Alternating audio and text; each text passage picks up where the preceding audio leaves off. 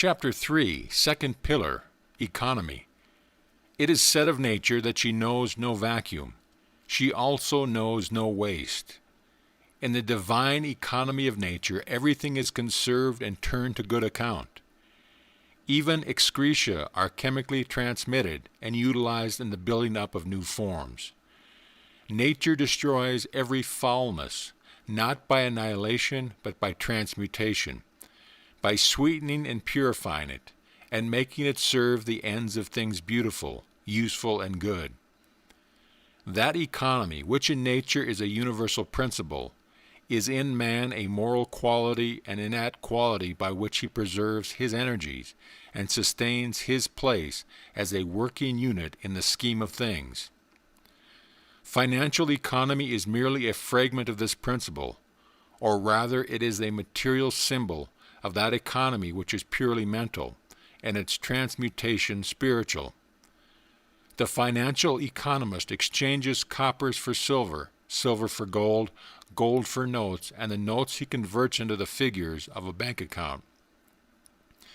By these conversions of money into more readily transmissible forms, he is the gainer in the financial management of his affairs. The spiritual economist transmutes passion into intelligence, intelligence into principle, principles into wisdom, and wisdom is manifested in actions, which are few but of powerful effects.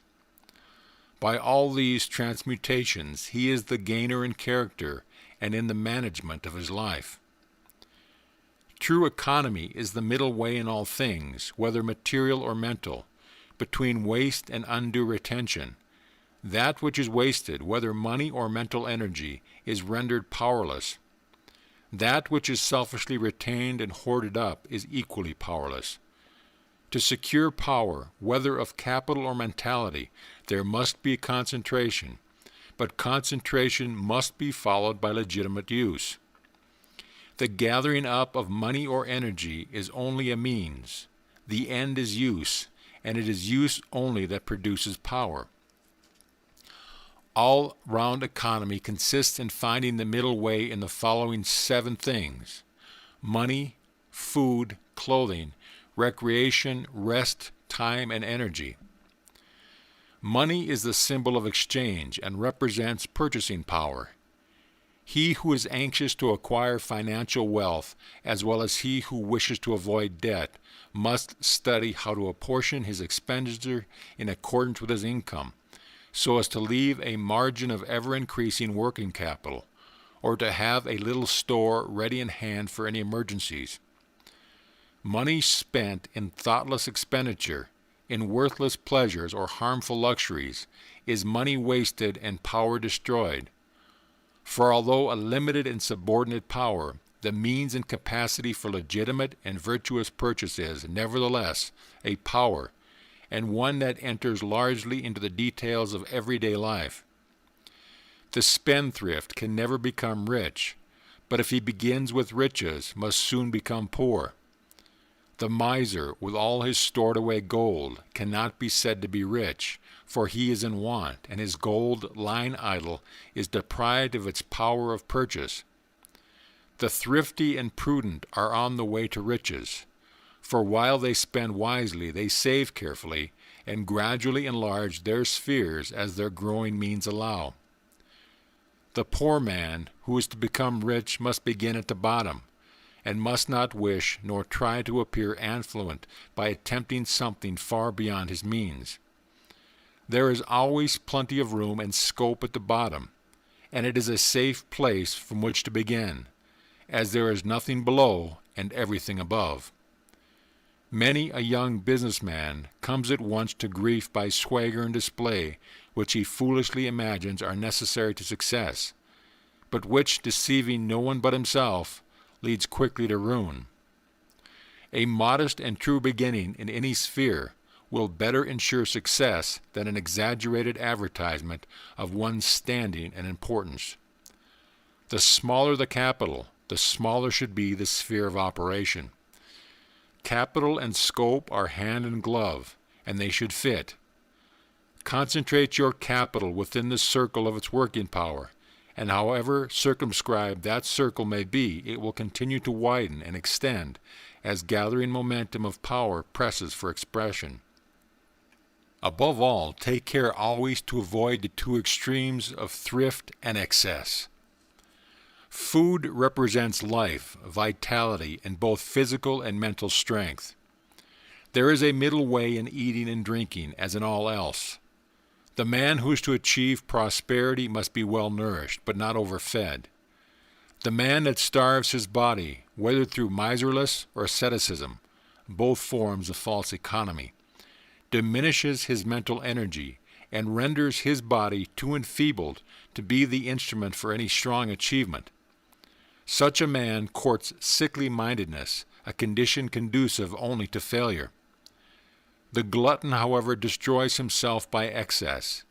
His bestialized body becomes a stored-up reservoir of poisons, which attracts disease and corruption, while his mind becomes more and more brutalized and confused, and therefore more incapable. Gluttony is one of the lowest and most animal vices, and is obnoxious to all who pursue a moderate course. The best workers and most successful men are they who are most moderate in eating and drinking. By taking enough nourishment, but not too much, they attain the maximum physical and mental fitness. Beings thus well equipped by moderation, they are enabled to vigorously and joyfully fight the battle of life. Clothing is covering and protection for the body, though it frequently wrested from this economic purpose and made a means of vain display. The two extremes to be avoided here are negligence and vanity. Custom cannot and need not be ignored, and cleanliness is all important. The ill-dressed, unkempt man or woman invites failure and loneliness. A man's dress should harmonize with his station in life, and it should be of good quality and be well made and appropriate. Clothing should not be cast aside while comparatively new, but should be well worn. If a man be poor, he will not lose in either self-respect or the respect of others by wearing threadbare clothing, if it be clean and his whole body be clean and neat.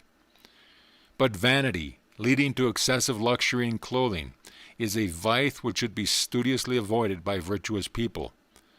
I know a lady who had 40 dresses in her wardrobe, also a man who had 20 walking sticks, about the same number of hats and some dozen mackintoshes, while another had some 20 or 30 pairs of boots. Rich people who thus squander money on piles of superfluous clothing are courting poverty, for it is waste, and waste leads to want. The money so heedlessly spent could be better used, for suffering abounds and charity is noble. An obtrusive display in clothing and jewelry bespeaks a vulgar and empty mind.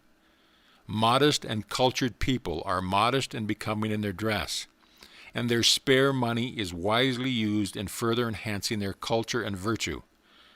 Education and progress are of more importance to them than vain and needless apparel, and literature, art, and science are encouraged thereby.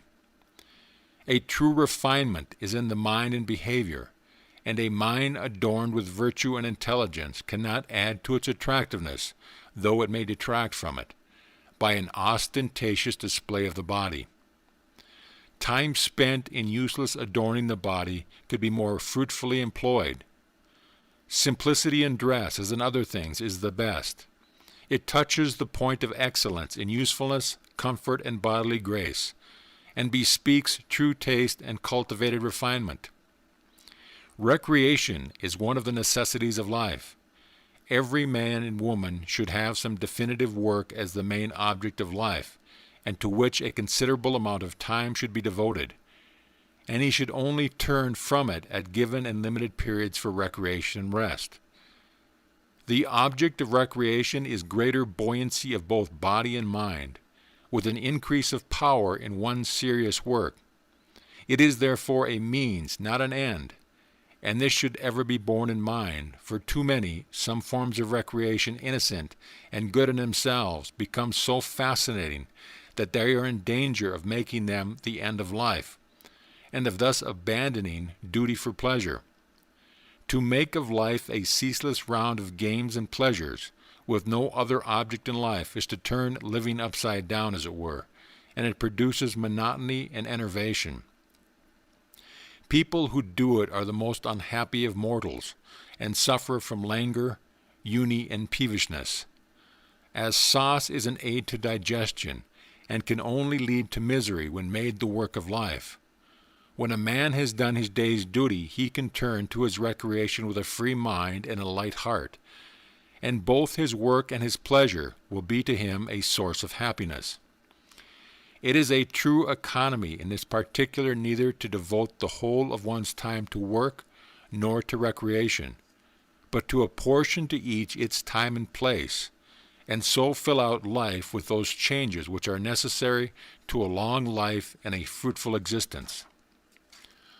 All agreeable changes is recreation, and the mental worker will gain both in the quality and quantity of his work, by laying it down at the time appointed for restful and refreshing recreation, while the physical worker will improve in every way by turning to some form of study as a hobby or means of education.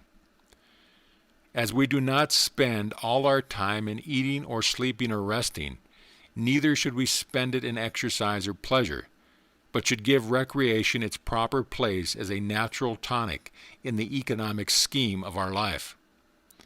Rest is for recuperation after toil.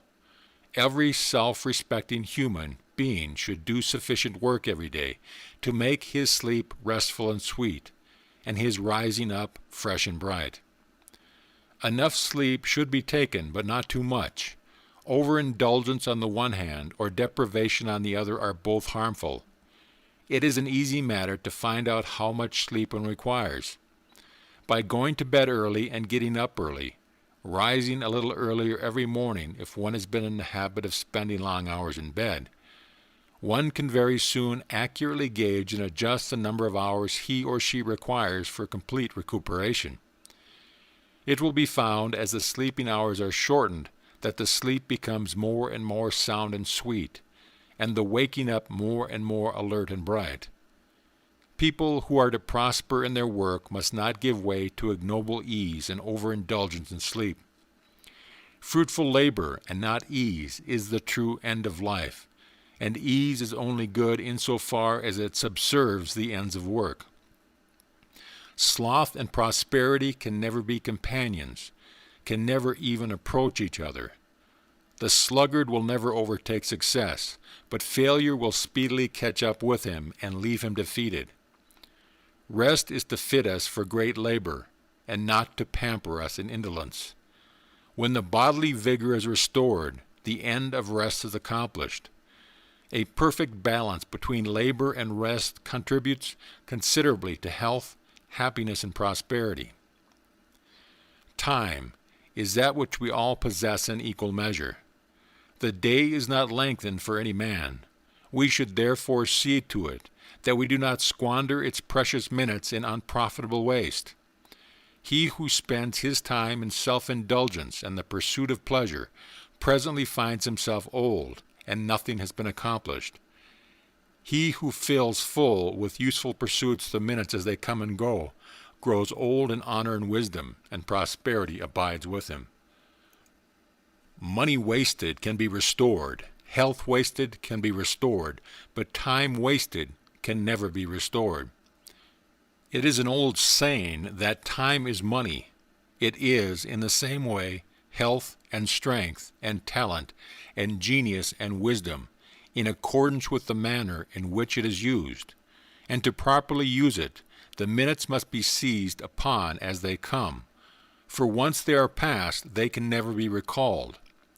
The day should be divided into portions, and everything, work, leisure, meals, recreation, should be attended to in its proper time. And the time of preparation should not be overlooked or ignored.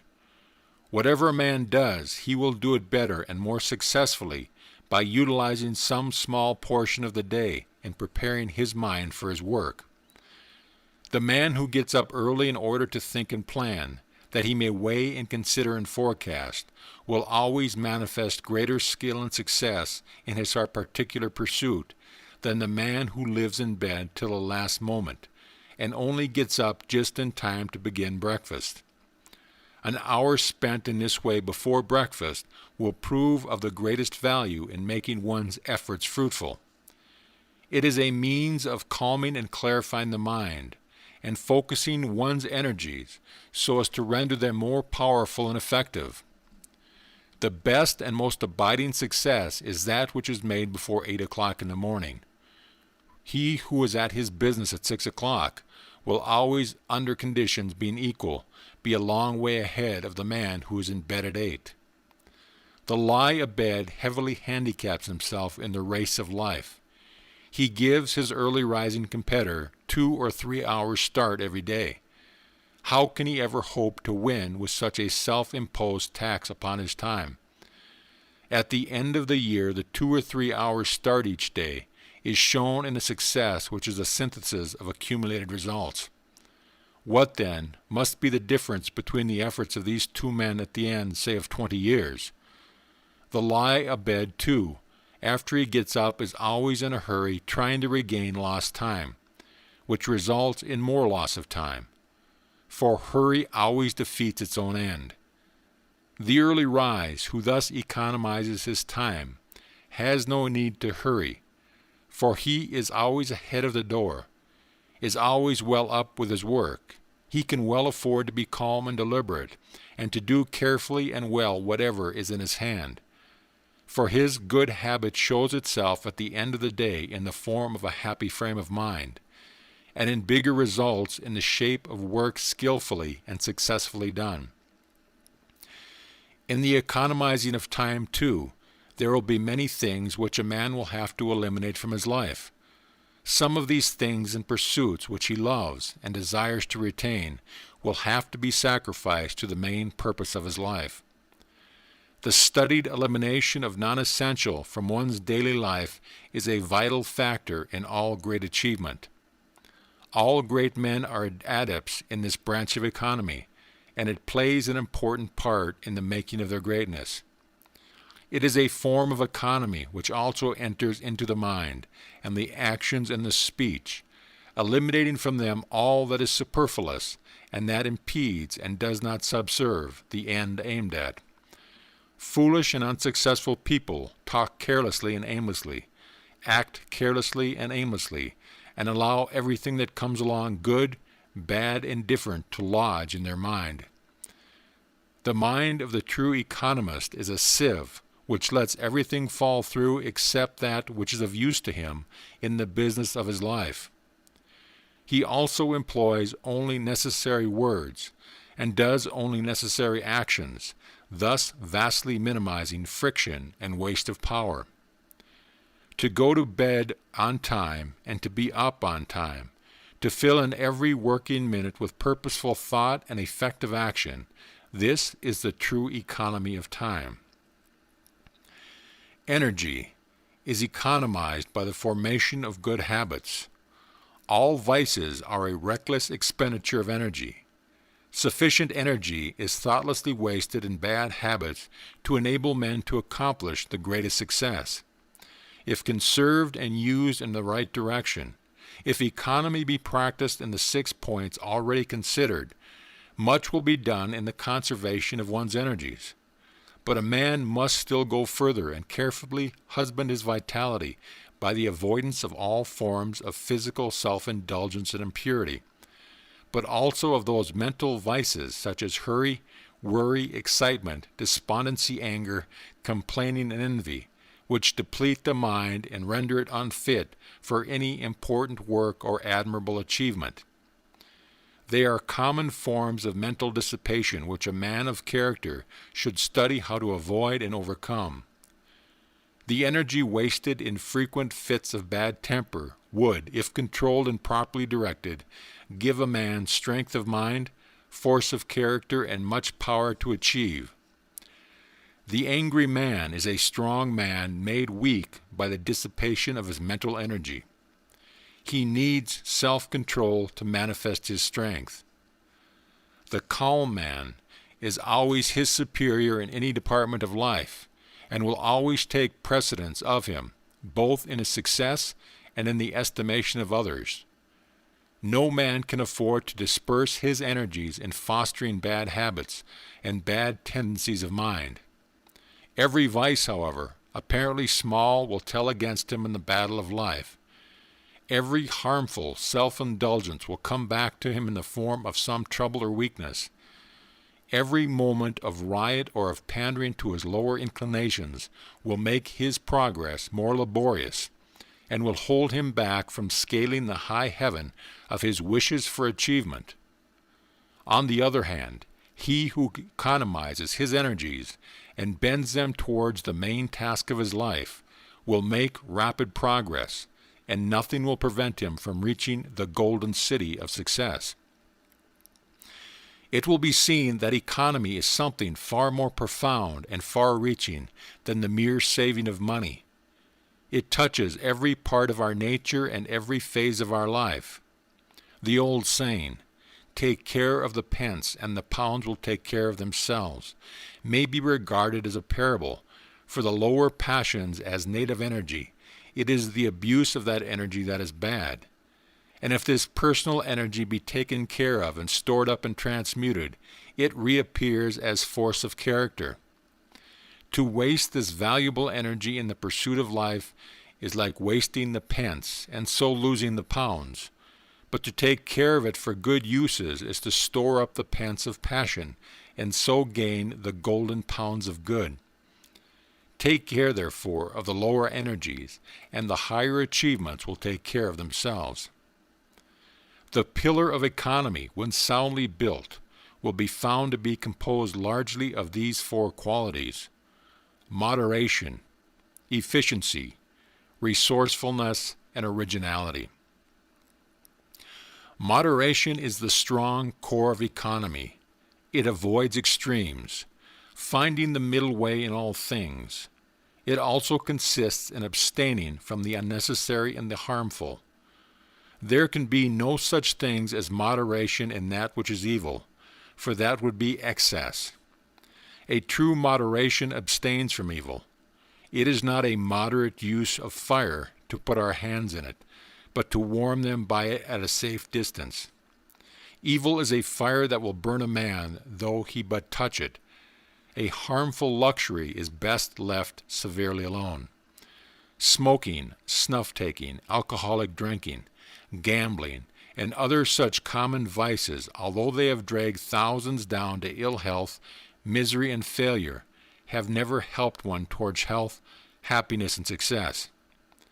The man who eschews them will be head of the man that pursues them, their talents and opportunities being equal. Health, happy, and long-lived people are always moderate and abstemious in their habits. By moderation, the life forces are preserved. By excess, they are destroyed.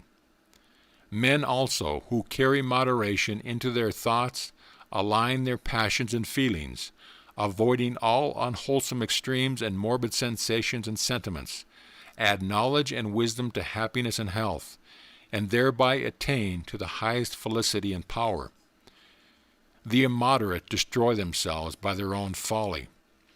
They weaken their energies and stultify their capacities, and instead of achieving an abiding success, reach only at best a fitful and precarious prosperity. Efficiency proceeds from the right conservation of one's forces and power. All skill is the use of concentrated energy.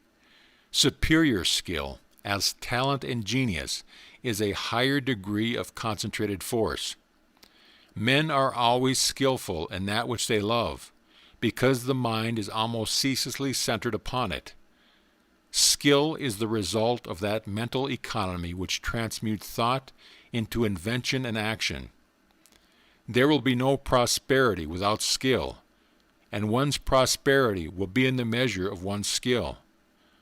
By a process of natural selection, the inefficient fall into their right places.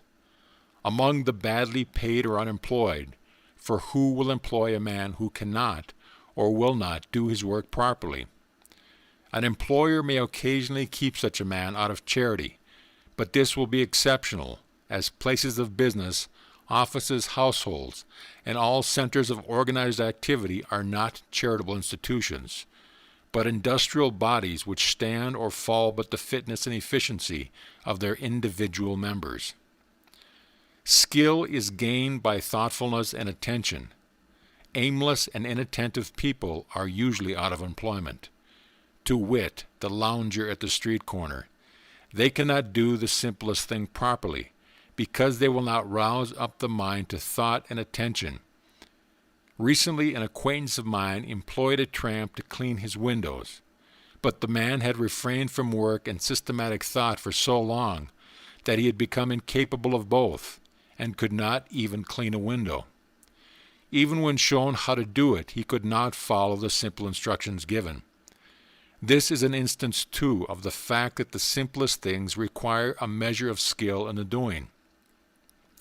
Efficiently largely determines a man's place among his fellows, and leads one on by steps to higher and higher positions as greater powers are developed. The good workman is skillful with his tools, while the good man is skillful with his thoughts. Wisdom is the highest form of skill, aptitude and incipient wisdom. There is one right way of doing everything, even the smallest, and 1,000 wrong ways. Skill consists in finding the one right way and adhering to it. The inefficient bungle confusedly about among the 1,000 wrong ways, and do not adopt the right way even when it is pointed out to them.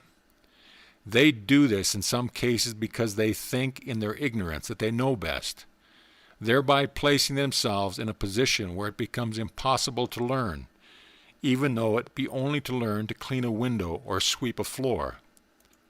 Thoughtlessness and inefficiency are all too common. There is plenty of room in the world for common. There is plenty of room in the world for thoughtful and efficient people. Employers of labor know how difficult it is to get the best workmanship.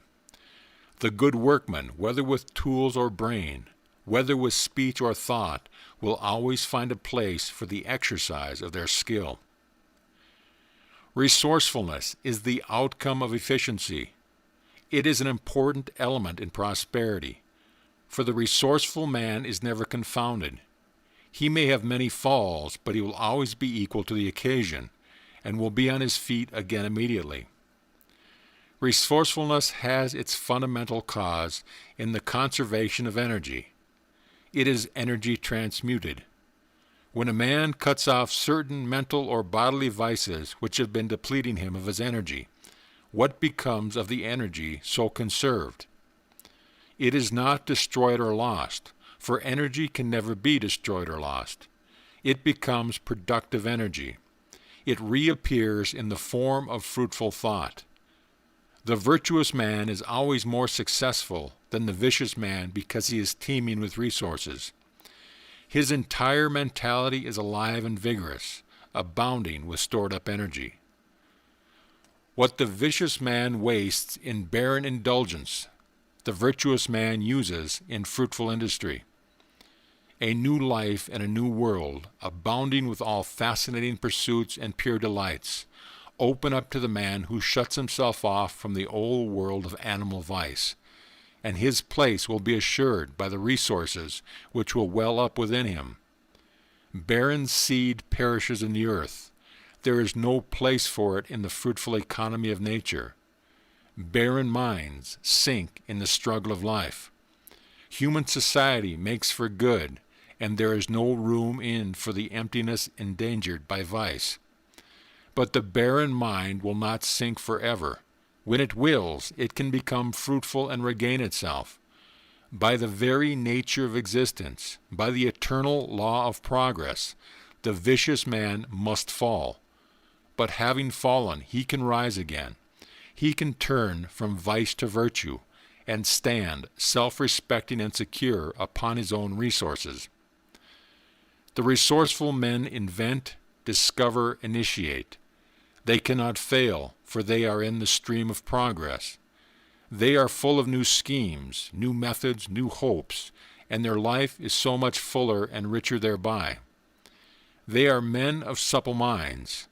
When a man fails to improve his business, his work, his methods, he falls out of the line of progress and has begun to fail.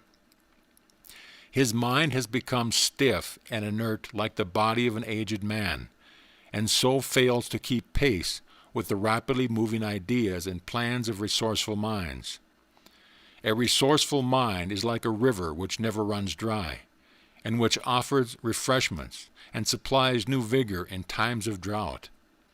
Men of resources are men of new ideas, and men of new ideas flourish where others fade and decay.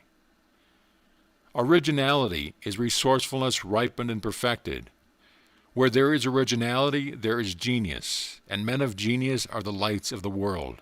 Whatever work a man does, he should fall back upon his own resources in the doing of it. While learning from others, he should not slavishly imitate them, but should put himself into his work and so make it new and original.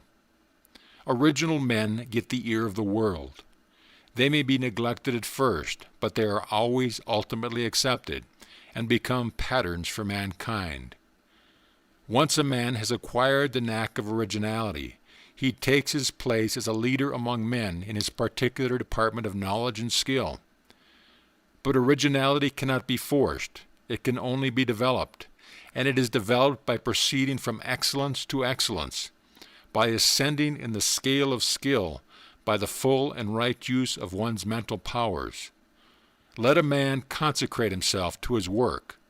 Let him, so consecrated, concentrate all his energies upon it, and the day will come when the world will hail him as one of the strong sons, and he too, like Balzac, who after many years of strenuous toil one day exclaimed, "I am about to become a genius. I am about to become a genius," will at last discover to his joy that he has joined the company of original minds, the gods who lead mankind into newer, higher, and more beneficent ways.